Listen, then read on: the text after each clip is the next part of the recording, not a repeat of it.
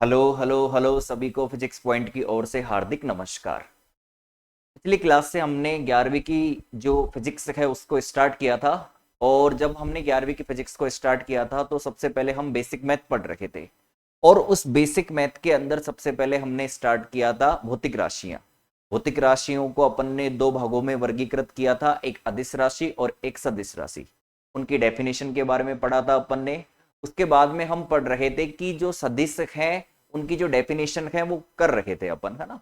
तो उसके अंदर अपन पिछली क्लास तक तुल्य सदिश क्या होता है और असमान सदिश क्या होता है इसकी परिभाषा अपन ने देख ली थी। अब इसके बाद में नेक्स्ट डेफिनेशन आती है हमारे पास में विपरीत सदिश, जिसको अपन ऋणात्मक सदिश भी कहते हैं। अब इसको किस तरीके से डिफाइन करेंगे आइए देखिए ना। देखो, विपरीत का मतलब हो गया हमारे पास में जो दो सदस्य हैं उनकी डायरेक्शन क्या होनी चाहिए, एक दूसरे के अपोजिट होनी चाहिए। ठीक है, तो देखो मैं यहां पर दो सदिश प्लॉट करूंगा और उनकी डायरेक्शन एक दूसरे के अपोजिट यहां पे मैं रखने वाला हूं। ये वाली दिशा ले लेता हूं मैं एक्स दिशा, ये वाली दिशा है मेरी वाई दिशा। ठीक है, अब सुनो, देखो जैसे एक सदस्य है इस तरीके से और दूसरा सदस्य है हमारा इस तरीके, इसको ए वेक्टर नाम दे दूं मैं और इसको मैं नाम दे देता हूं बी वेक्टर। तो आप यहां पे देखोगे तो दोनों की डायरेक्शन क्या है, एक दूसरे के अपोजिट है। यानी ये जो ए वेक्टर है इसकी डायरेक्शन है धनात्मक एक्स दिशा और बी वेक्टर की जो डायरेक्शन है वो क्या है, ऋणात्मक एक्स दिशा। ये वाली दिशा हो गई हमारी धनात्मक एक्स दिशा और ये वाली दिशा हो गई हमारी कौन सी दिशा, ऋणात्मक एक्स दिशा। ठीक है, तो इस कंडीशन के अंदर दोनों सदिश एक दूसरे के विपरीत हैं। तो ये सदिश किस प्रकार के सदिश की श्रेणी के अंतर्गत आएंगे, विपरीत सदिश की श्रेणी के अंतर्गत आएंगे। ठीक है, चलो लगाओ हेडिंग विपरीत सदिश और ऋणात्मक सदिश, इसकी डेफिनेशन में लिखवा देता हूं आप लोग। एक चीज और बता दूं, इन दोनों सदिशों के परिमाण क्या है, समान है।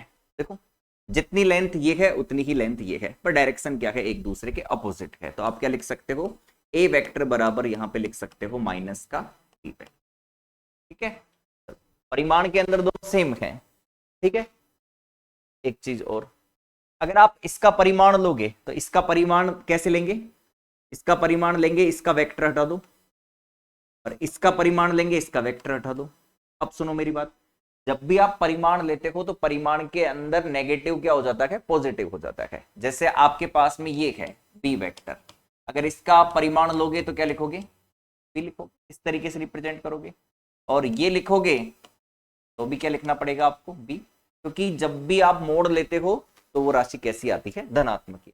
ठीक है, तो ये ए बराबर बी यानी परिमाण के अंदर तो दोनों क्या है, सेम है, पर डायरेक्शन के अंदर दोनों क्या है, एक दूसरे के अपोजिट है। चलो लिखो, डेफिनेशन लिखवाता हूं मैं आप लोगों को, लिखना डेफिनेशन। जब दो सदिशों के परिमाण तो समान हो, जब दो सदिशों के परिमाण तो समान हो परंतु दिशाएं विपरीत हो, परंतु दिशाएं विपरीत हो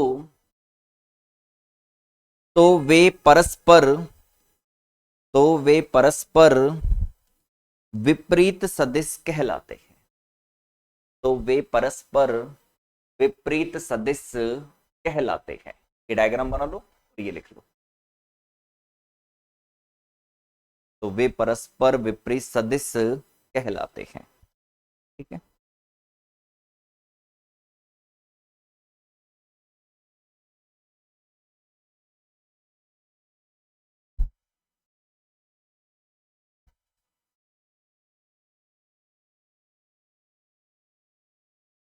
ठीक है, लिख लिया होगा आप लोगों ने। अब बहुत काम की इंपॉर्टेंट चीज है, इसके बाद में अगला सदिश आता है हमारे पास में एकांक सदिश।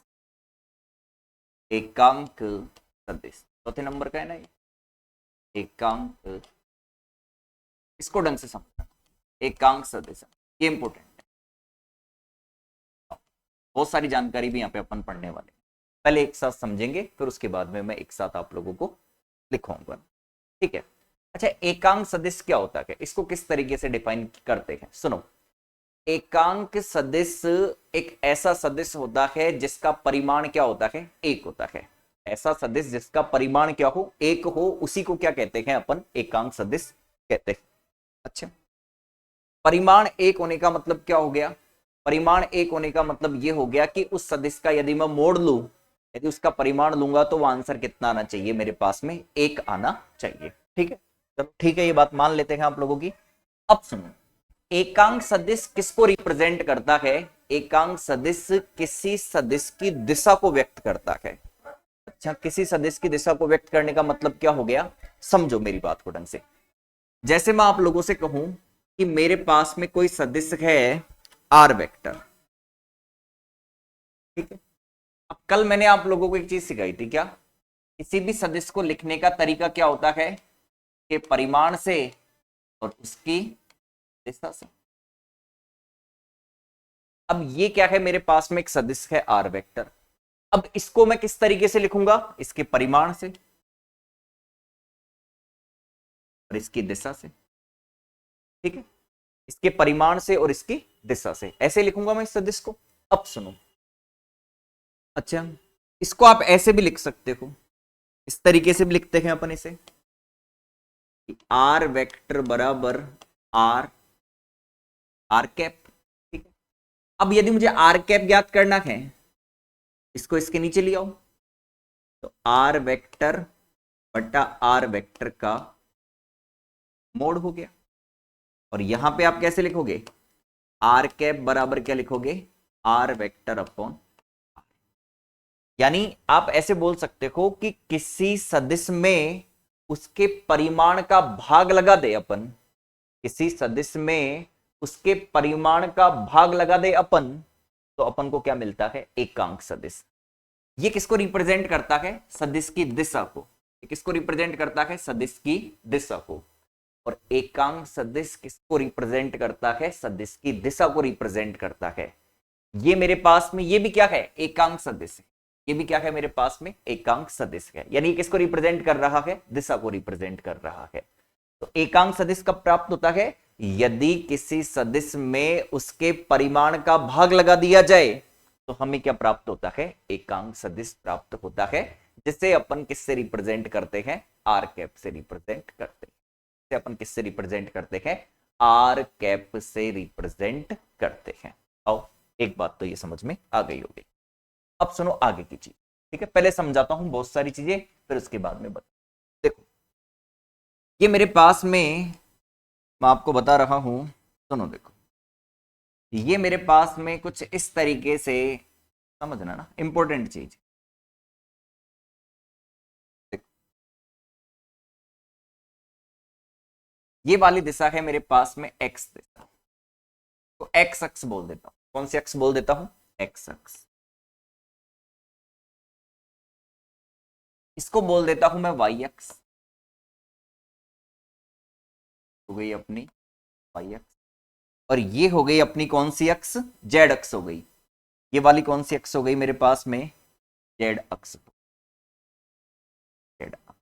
अच्छा, एक चीज और सुनो, ये तीनों अक्स परस्पर एक दूसरे के लंबवत होती है। कैसे? देखो, ये वाली हो गई मेरी एक्स दिशा या एक्स अक्स, ये वाली हो गई मेरी वाई अक्स। अब देखो, ये जो जेड अक्स होती है ना, वो क्या होती है? तल के लंबवत होती है, कागज के तल के लंबवत होती है।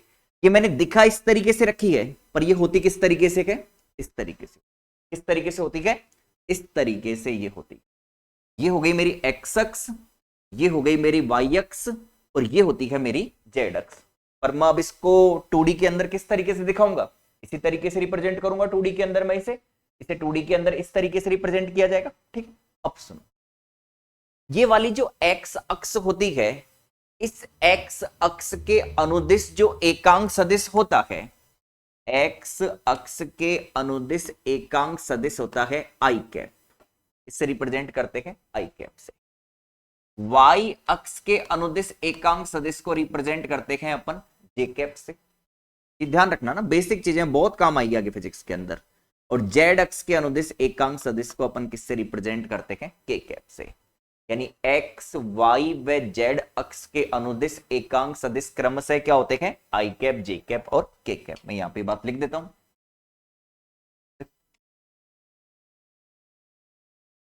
एक्स कोमा वाई व जेड अक्स के अनुदिश एकांक सदिश क्रमशः है, एकांक सदिश क्रमशः है, अच्छा, एक्स अक्ष के अनुदिश क्या है, आई कैप है, आई कैप, जे कैप, वाई अक्ष के अनुदिश जे कैप है और जेड अक्ष के अनुदिश के कैप है, ठीक है। जेड अक्ष के अनुदिश क्या है हमारे पास में, के कैप है। अब आओ इसके बाद में जो अपन पढ़ने वाले हैं, एक नोट पॉइंट लगवा के मैं समझाऊंगा आप लोगों को, वो इंपॉर्टेंट है ना, वो इंपॉर्टेंट है, वो बहुत काम में आने वाला है हमारे आगे, एक नोट पॉइंट है। अभी लिखवाऊंगा मैं इसको, सबको राइट डाउन करवाऊंगा, ये नोट समझ, ये बड़े काम की चीज। देखो क्या होता है, आप लोगों को थोड़ा दिशा का ज्ञान होगा ना, ठीक है, समझना इंपॉर्टेंट चीज। ये मेरे पास में कुछ इस तरीके से एक डायग्राम मैं बना रहा हूं समझाने के लिए आप लोगों को। आओ देखो, ये वाली जो दिशा होती है हमारी, ये वाली दिशा, ये कौन सी दिशा होती है, पूर्व दिशा होती है, ईस्ट है ना, ई से रिप्रेजेंट कर, ये वाली दिशा होती है हमारी पश्चिम दिशा, वेस्ट, डब्ल्यू से रिप्रेजेंट कर देता हूं। ये होती है मेरे पास में उत्तर दिशा, नॉर्थ, एन से रिप्रेजेंट कर देते हैं। और ये होती है हमारे पास में साउथ, एस से रिप्रेजेंट। ये चीज क्लियर है।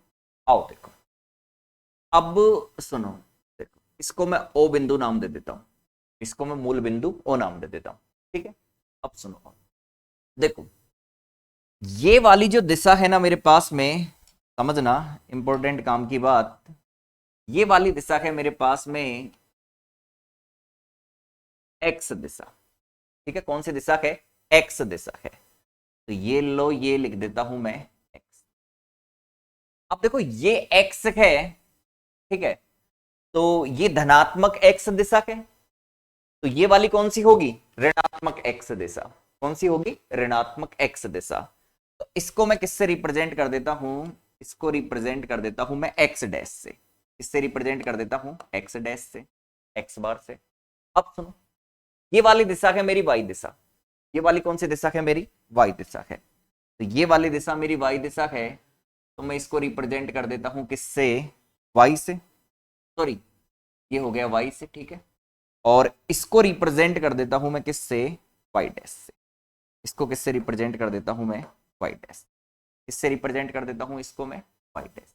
ओके, ये पूर्व हो गया, ये पश्चिम हो गया, ये उत्तर हो गया, ये दक्षिण हो गया, ठीक है। ये एक्स अक्ष हो गई, ये एक्स डैश अक्ष हो गई, ये वाई अक्ष हो गई, ये जेड, सॉरी ये वाई डैश अक्ष हो गई। अब काम की इंपॉर्टेंट चीज समझना, आओ देखो क्या है इंपॉर्टेंट चीज। अभी अभी मैंने लिखा है कि एक्स अक्ष के अनुदिश एकांक सदिश क्या है, आई कैप है। तो एक्स अक्ष के अनुदिश एकांक सदिश आई कैप है, इस दिशा के अंदर एकांक सदिश क्या हो जाएगा हमारा, आई कैप। ये वाली जो डायरेक्शन है इसके अनुदिश एकांक सदिश क्या हो जाएगा, आई कैप हो जाएगा, ठीक है। वाई दिशा के अनुदिश एकांक सदिश होता है जे कैप, इस दिशा के अनुदिश एकांक सदिश क्या हो जाएगा, जे कैप हो जाएगा, ठीक है। अब ध्यान देना काम की बात, ये वाली एक्स दिशा है जिसके अनुदिश एकांक सदिश है आई कैप, तो ये वाली है ऋणात्मक एक्स दिशा, तो इसके अनुदिश एकांक सदिश क्या हो जाएगा, माइनस का आई कैप, क्या हो जाएगा, माइनस का आई कैप। धनात्मक दिशा में आई कैप, ऋणात्मक दिशा में माइनस आई कैप, ठीक। ये मेरे पास में वाई अक्ष है, इसके अनुदिश एकांक सदिश जे कैप है, तो ये नेगेटिव वाई अक्ष हो गई, इसके अनुदिश एकांक सदिश क्या हो जाएगा मेरा, इसके अनुदिश एकांक सदिश हो जाएगा मेरा, यहां पे आप कह सकते हो माइनस का जे कैप डैश, ये जे कैप डैश हो गया, ये माइनस का जे कैप डैश। अब सुनो काम की इंपॉर्टेंट बात क्या है जो हमको ध्यान रखनी है, देखो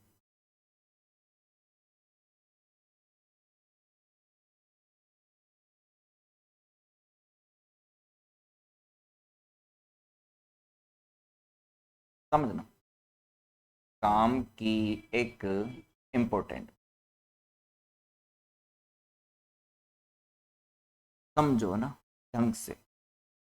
देखो ये मेरे पास में है पूर्व दिशा, ये वाली है मेरे पास में उत्तर दिशा, ये पूर्व दिशा है, ये उत्तर दिशा है, तो इन दोनों के बीच में कौन सी हो जाएगी?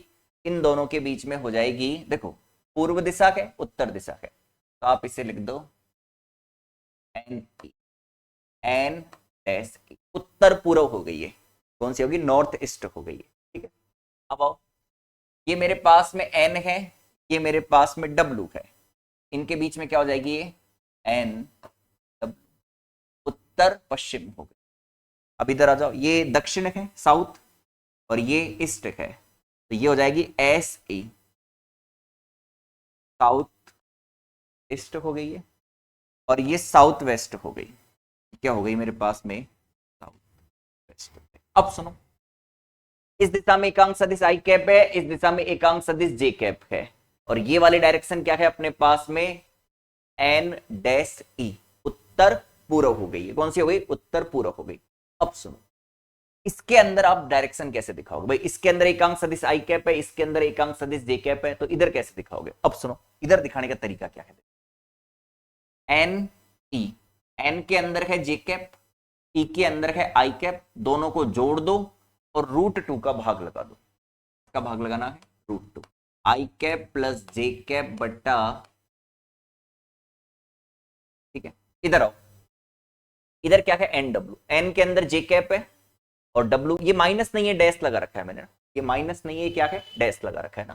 ठीक है, एन के अंदर क्या है मेरे पास में? जे कैप है, और डब्ल्यू के अंदर क्या है? माइनस का आई कैप है, इन दोनों को जोड़ो और √2 का भाग लगा दो, तो माइनस का आई कैप प्लस जे कैप बट्टा, इधर आओ, इधर चेक करो, माइनस का आई कैप, माइनस का जे कैप, और √2 का भाग लगाना है, तो माइनस का आई कैप माइनस का जे कैप बट्टा, ध्यान रखना है ना, और इधर है आई कैप, इधर है माइनस का जे कैप बटा √2 करना है, तो ये हो जाएगा आई कैप फिर माइनस का जे कैप बट्टा,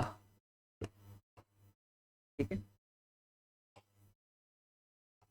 देखो इधर आई कैप था, इधर जे कैप था, दोनों को जोड़ दो, √2 का भाग लगाओ, इधर माइनस आई कैप था, इधर जे कैप था, दोनों को जोड़ दो, √2 का भाग लगाओ, इधर माइनस आई कैप माइनस जे कैप था, इधर सॉरी माइनस आई कैप था, इधर माइनस जे कैप था, दोनों को जोड़ दो, √2 का भाग लगाओ, ठीक है, इधर आई कैप है, इधर माइनस जे कैप है, दोनों को जोड़ दो और √2 का भाग लगा दो। ठीक है, तो ये इस तरीके से डायरेक्शन देखी जाती है। ठीक है ना, ये थोड़ा अपन को ध्यान में रखने की बातें हैं, आगे अपने फिजिक्स के अंदर ये काम में आने वाले हैं। ठीक है, क्वेश्चन लगाने में काम में आने वाले हैं। अब मैं आता हूं अपने टॉपिक के ऊपर। हमने हेडिंग लगवाई थी कौन सी? हमने हेडिंग लगाई थी यहाँ पे एकांक सदिश, और लिखो इसके अंदर, लिखो एकांक सदिश के अंदर, मैं लिखवाता हूं बोल के आप लोगों को, लिखो वह सदिश जिसका परिमाण, वह सदिश जिसका परिमाण इकाई या एक हो, इकाई या एक हो, इकाई या एक हो, एकांक सदिश कहलाता है, एकांक सदिश कहलाता है। लाइन चेंज करके लिखना, लाइन चेंज करके लिखो, एकांक सदिश को, एकांक सदिश को किसी सदिश की दिशा, किसी सदिश की दिशा प्रदर्शित करने के लिए प्रयुक्त किया जाता है, किसी सदिश की दिशा प्रदर्शित करने के लिए प्रयुक्त किया जाता है, प्रदर्शित करने के लिए प्रयुक्त किया जाता है। लाइन चेंज करके लिखना, किसी सदिश में, किसी सदिश में उसके परिमाण, उसके परिमाण का भाग देने पर, उसके परिमाण का भाग देने पर एकांक सदिश प्राप्त होता है, एकांक सदिश प्राप्त होता है। चलो अब सुनना ना, माना किसी सदिश आर वेक्टर का परिमाण आर कैप का मोड ले लो आर, तथा एकांक सदिश आर कैप है। ठीक है, ये ऐसे कैसे उतार, पूरा ऐसे कैसे उतार लो, ये पूरा ऐसे कैसे कॉपी कर लो।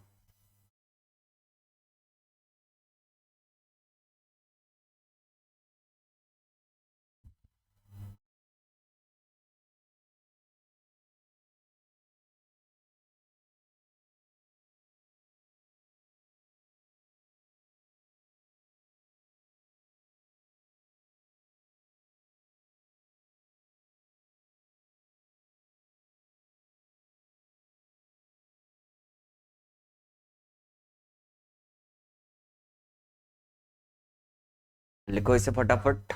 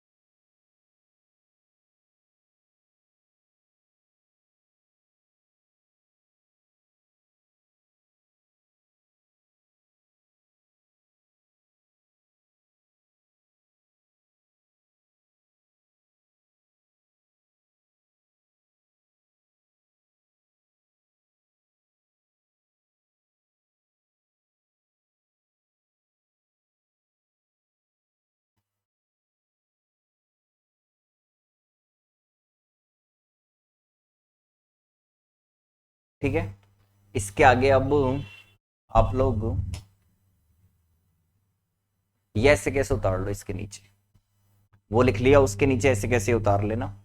पहले डायग्राम बना लेना, इसके पास में लिखो ना, पहले डायग्राम बनाकर उसके पास में ऐसे कैसे लिख लो।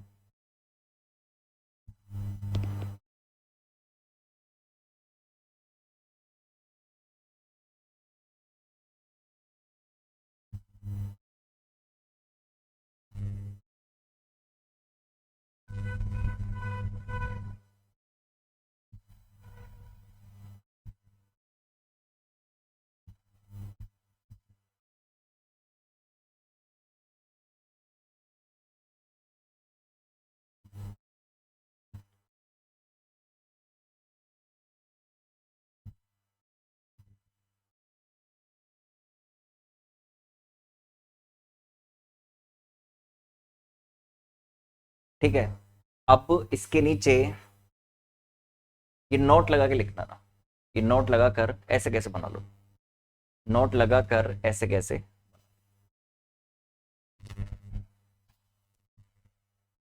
नोट पॉइंट लगाकर ऐसे कैसे इसे बना लो।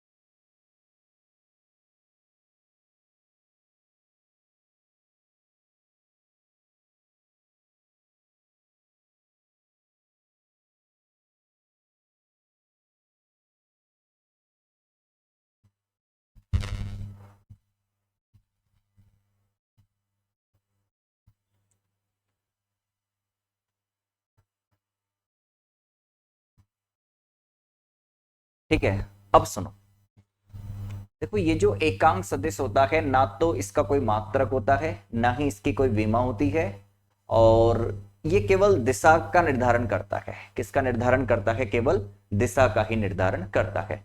तो एकांक सदिश का ना तो कोई विमा होती है ना ही इसका कोई मात्रक होता है। अभी आप लोगों ने विमा नहीं पढ़ी है, नेक्स्ट चैप्टर अपना यही आएगा, मात्रक और विमा, ठीक है। तो उसके अंदर ये चीज अपन सीखेंगे कि विमा किस तरीके से निकाली जाती है, डायमेंशन किस तरीके से निकाला जाता है, ठीक है। तो आप लिख सकते हो इस नोट पॉइंट के बाद में एक नोट पॉइंट और लगा के लिख देना, और उस नोट पॉइंट के अंदर लिखो एकांक सदिश की कोई विमा नहीं होती है। नेक्स्ट चैप्टर में समझेंगे, नहीं होती है, नहीं मात्रक होता है, नहीं मात्रक होता है। इसका उपयोग दिशा व्यक्त करने के लिए किया जाता है ना, ये भी लिख लो, इसका उपयोग दिशा व्यक्त करने के लिए किया जाता है, करने के लिए किया जाता है। इसका उपयोग अपन कहां करते हैं, दिशा व्यक्त करने के लिए, क्या व्यक्त करने के लिए करते हैं, दिशा व्यक्त करने के लिए का उपयोग अपन करते हैं। लिख लो ये नोट पॉइंट भी लगाकर।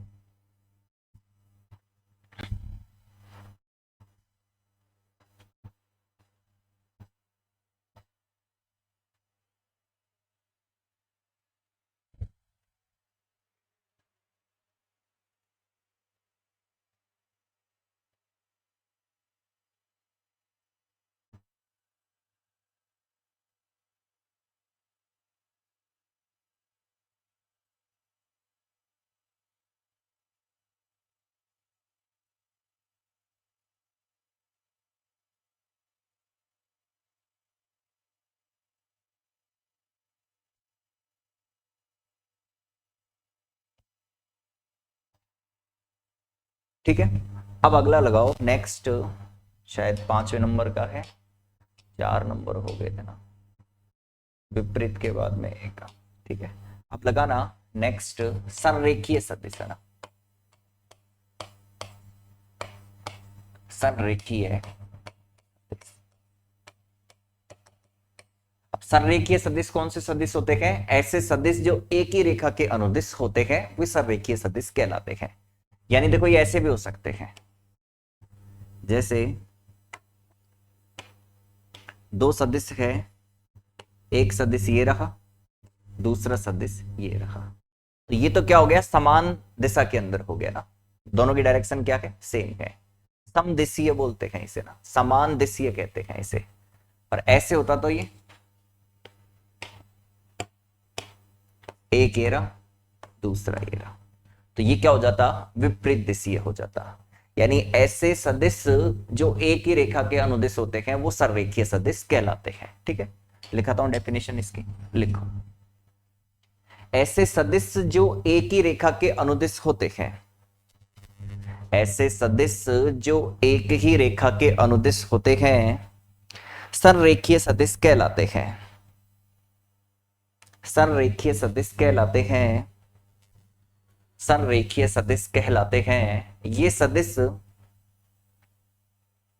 समान दिशीय, ये सदिश समान दिशीय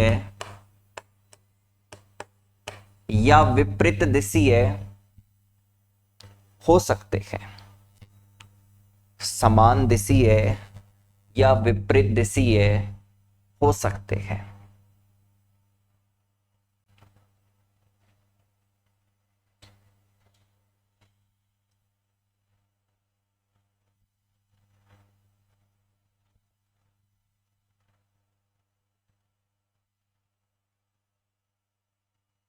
ठीक है, अब इसके बाद में लगाओ छठे नंबर पर शून्य सदिश,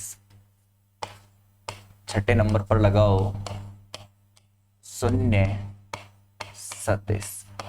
अब सुनना काम की, आओ देखो, देखो शून्य सदिश को किस तरीके से डिफाइन करते हैं, ऐसा सदिश जिसका परिमाण शून्य होता है उसे क्या कहते हैं अपन? शून्य सदिश। इसे रिप्रेजेंट कैसे करते हैं? इस तरीके से रिप्रेजेंट करते हैं, और इसका परिमाण लेंगे तो कितना आएगा? 0 आएगा। तो ये वाला सदिश कैसा सदिश कहलाता है? शून्य सदिश कहलाता है। ये वाला सदिश कैसा सदिश कहलाता है? शून्य सदिश कहलाता है। ठीक है, अब इसको 3-4 तरीके से अपन समझने की कोशिश करते हैं। इसके बाद में पहले डेफिनेशन लिख लो, इसकी मैं लिखवाता हूं, फिर इसको 3-4 तरीके से समझाने की कोशिश करता हूं। ठीक है, लिखो। इस सदिश का परिमाण शून्य होता है। लिखना, इस सदिश का परिमाण शून्य होता है। इसे ऐसे लिखना, जीरो वेक्टर, इसे जीरो वेक्टर द्वारा व्यक्त करते हैं। इसे जीरो वेक्टर द्वारा व्यक्त करते हैं। इसमें दिशा का ज्ञान नहीं होता है। इसमें दिशा का ज्ञान नहीं होता है। इसमें दिशा का ज्ञान नहीं होता है। अब इसके अंदर आप लोग पहला पॉइंट लिखो ना, इसके अंदर आप लोग पहला पॉइंट लिखना, लिखो। पहले पॉइंट के अंदर लिखना, शून्य सदिश किसी सदिश को शून्य से गुणा करने पर प्राप्त होता है। शून्य सदिश किसी सदिश को शून्य से गुणा करने पर प्राप्त होता है। शून्य सदिश किसी सदिश को शून्य से गुणा करने पर प्राप्त होता है। जैसे आओ, मेरे पास में है एक सदिश ए वेक्टर, ठीक है। अगर मैं इसे 0 से गुणा कर दूं तो मुझे क्या मिल जाएगा? शून्य सदिश। मुझे क्या मिल जाएगा? शून्य सदिश मिल जाएगा। देखिए, शून्य सदिश किसी सदिश को शून्य से गुणा करने पर प्राप्त होता है। ये लिख लो ऐसे कैसे। सेकंड लिखो, सेकंड लिखो। हाँ जी, देखो, जैसे मान लो मेरे पास में कोई सदिश है ए वेक्टर, ठीक। अब इसमें मैं इसका ऋण सदिश जोड़ दूं, इसमें मैं क्या करूं? इसका ऋण सदिश जोड़ देता हूं, तो मुझे क्या प्राप्त होता है? शून्य सदिश। मुझे क्या प्राप्त होता है? शून्य सदिश। लिखो, सेकंड पॉइंट के अंदर लिखवाता हूं मैं आप लोगों को। शून्य सदिश किसी सदिश में, शून्य सदिश किसी सदिश में उसका परिमाण, सॉरी, शून्य सदिश किसी सदिश में, शून्य सदिश किसी सदिश में उसके ऋण सदिश को जोड़ने पर प्राप्त होता है। उसके ऋण सदिश को जोड़ने पर प्राप्त होता है। जोड़ने पर प्राप्त होता है। ये लिख लो, ऐसे कैसे उतारो?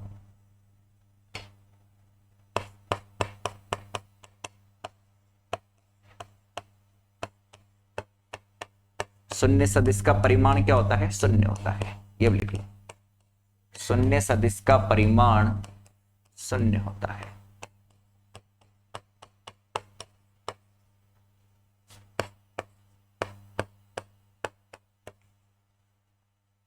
ये लिख लेना, शून्य सदिश का परिमाण शून्य होता है।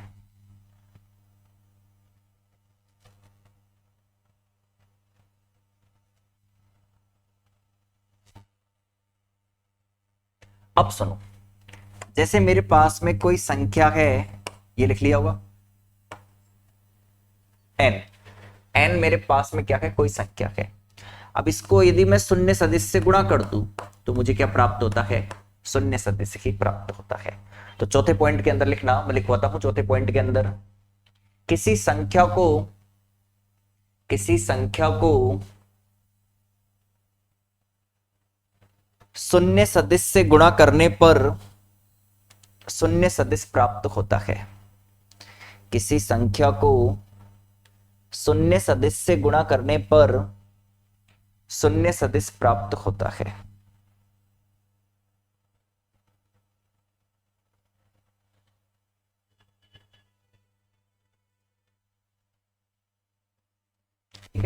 आओ देखो, अब लगाओ इसी के अंदर हेडिंग शून्य सदिश के उदाहरण, शून्य सदिश के उदाहरण, शून्य सदिश के उदाहरण समझना। मैं आपको समझा देता हूं पहले। आओ देखो, जैसे मान लीजिए मेरे पास में एक कण है ये, ठीक। अब ये कण कैसा है? स्थिर है। ये कण किस तरीके का कण है? स्थिर कण है, ठीक है। स्थिर का मतलब रेस्ट पर है, रेस्ट पर है, ठीक। अब यदि ये पार्टिकल रेस्ट पर है, स्थिर है, गति नहीं कर रहा, तो इसका वेग कितना हो जाएगा? 0। इसका वेग कितना हो जाएगा? 0 हो जाएगा, क्योंकि ये पार्टिकल कैसा है? रेस्ट पर है, ये मोशन के अंदर नहीं है, ये गति नहीं कर रहा, तो इसका वेग कितना हो जाएगा? 0 हो जाएगा। अब यदि इसका वेग 0 हो जाएगा तो सुनो, वेग कैसी राशि है? सदिश राशि है। वेग हमारी कैसी राशि है? सदिश राशि है। वेग को v वेक्टर से रिप्रेजेंट करते हैं अपन। तो इसका जो वेग सदिश है वही क्या है? शून्य सदिश है। तो आप कह सकते हो कि किसी स्थिर कण का वेग सदिश शून्य सदिश होता है। किसी स्थिर कण का वेग सदिश शून्य सदिश होता है। लिखो, पहले पॉइंट के अंदर लिखना, लिखवाता हूं। स्थिर कण का वेग सदिश शून्य सदिश होता है। स्थिर कण का वेग सदिश शून्य सदिश होता है। लिखो, स्थिर कण का वेग सदिश शून्य सदिश होता है। शून्य सदिश, स्थिर कण का वेग सदिश क्या होता है? शून्य सदिश होता है। अब सुनो, दूसरी बात सुनना। देखो, आप लोगों को एक चीज बताता हूं। सबसे पहले त्वरण। त्वरण क्या होता है? वेग में परिवर्तन ही क्या है? त्वरण है। वेग में परिवर्तन की दर ही क्या कहलाती है? त्वरण कहलाती है, ठीक है। वेग में परिवर्तन की दर ही क्या कहलाती है? त्वरण कहलाती है। अब सुनो, जैसे मान लीजिए मेरे पास में कोई कण है, ये कोई कण है ये। अब की बार ये स्थिर नहीं है, ये क्या कर रहा है? गति कर रहा है। इस बार ये पार्टिकल क्या कर रहा है? गति कर रहा है, ठीक है। इस बार ये पार्टिकल क्या कर रहा है? हमारा गति कर रहा है, ठीक है। अब सुन, इस बार ये पार्टिकल गति कर रहा है, ठीक है। पार्टिकल क्या है? गतिमान है। अब मैं कह दूं कि ये जो पार्टिकल कर रहा है ये एक समान वेग से गति कर रहा है। अच्छा, एक समान वेग से गति करने का मतलब समझते हो? एक समान वेग से गति करने का मतलब इसका वेग नहीं बदल रहा, यानी जिस वेग से, जिस स्पीड से, जिस चाल से गति कर रहा है वो चाल इसकी चेंज नहीं हो रही है, ठीक है ना। ठीक है, जैसे मान लो ये एक ट्रेन है, ठीक है, एक ट्रेन है और वो ट्रेन गति कर रही है 60 किलोमीटर प्रति घंटे की चाल से। वो ट्रेन क्या कर रही है? गति कर रही है, ठीक है। अब यदि देखो 60 किलोमीटर प्रति घंटा, ये तो क्या हो गया? चाल हो गई। और यदि चाल के अंदर आप दिशा इंक्लूड कर दोगे तो ये क्या बन जाएगा? वेग बन जाएगा। चाल में यदि अपन डायरेक्शन इंक्लूड कर दे तो वो क्या बन जाएगा? वेग बन जाएगा। अब मैं ऐसे कह दूं कि ये वाली दिशा पूर्व दिशा है, तो मैं बोल दूं कि कोई ट्रेन है और वो ट्रेन 60 किलोमीटर प्रति घंटे की चाल से पूर्व दिशा में गति कर रही है। तो अब की बार इसका वेग क्या दे रखा है? इसका वेग दे रखा है v वेक्टर बराबर 60 किलोमीटर प्रति घंटा और पूर्व दिशा, ठीक है। अब मैं कहूं कि ये जो ट्रेन है रही है, ये ट्रेन मान लो ना, ये ट्रेन है, ये 60 किलोमीटर प्रति घंटे की चाल से चल रही है पूर्व दिशा के अंदर। अब यदि इसकी चाल यहां से लेकर यहां तक 60 चेंज ना हो, यानी लगातार ये किस रफ्तार से चलती रहे? 60 किलोमीटर प्रति घंटे की चाल से ही ये चलती रहे, तो इसका मतलब इसका वेग नहीं बदल रहा, इसका वेग नहीं बदल रहा। अब इसका यदि वेग नहीं बदल रहा तो मैंने क्या कहा था कि त्वरण क्या होता है? वेग में परिवर्तन। तो वेग में परिवर्तन 0। अगर ये 60 किलोमीटर प्रति घंटे की चाल से चल रही है, ठीक है, और 60 किलोमीटर प्रति घंटे की चाल से चल रही है, इसका वेग चेंज नहीं हो रहा, 60 किलोमीटर प्रति घंटा की इसकी चाल है वो चेंज नहीं हो रही, तो इसका मतलब वेग में परिवर्तन कितना है, 0 है। अब वेग में चेंज नहीं हो रहा और वेग में परिवर्तन ही क्या कहलाता है, त्वरण कहलाता है। तो त्वरण कितना हो जाएगा, 0 हो जाएगा। अब त्वरण 0 हो गया तो त्वरण को रिप्रेजेंट करते हैं स्मॉल ए से। त्वरण को किससे रिप्रेजेंट करते हैं, स्मॉल ए से। ये त्वरण क्या है, 0 है। अब चूंकि त्वरण सदिश राशि तो वेक्टर लगा देता हूं मैं, तो यानी त्वरण कितना हो गया, 0 हो गया। तो त्वरण 0 हो गया तो आप यहां पे जो त्वरण सदिश है उसको क्या बोल सकते हो, शून्य सदिश कह सकते हो। उसको अपन कौन सा सदिश कह सकते हैं, शून्य सदिश कह सकते हैं। कि एक समान वेग से गतिमान कण का त्वरण सदिश शून्य सदिश होता है। एक समान वेग से गतिमान कण का त्वरण सदिश कैसा सदिश कहलाता है, शून्य सदिश कहलाता है। तो सेकंड पॉइंट लगा के लिखना। सेकंड पॉइंट, एक समान वेग से गतिमान, लिख ली, कण का त्वरण सदिश शून्य सदिश होता है। त्वरण सदिश शून्य सदिश होता है। कैसा सदिश होता है रे, त्वरण सदिश होता है। सेकंड पॉइंट के अंदर ये लिखो। तो ये हो गया आप लोगों का शून्य सदिश भी कंप्लीट।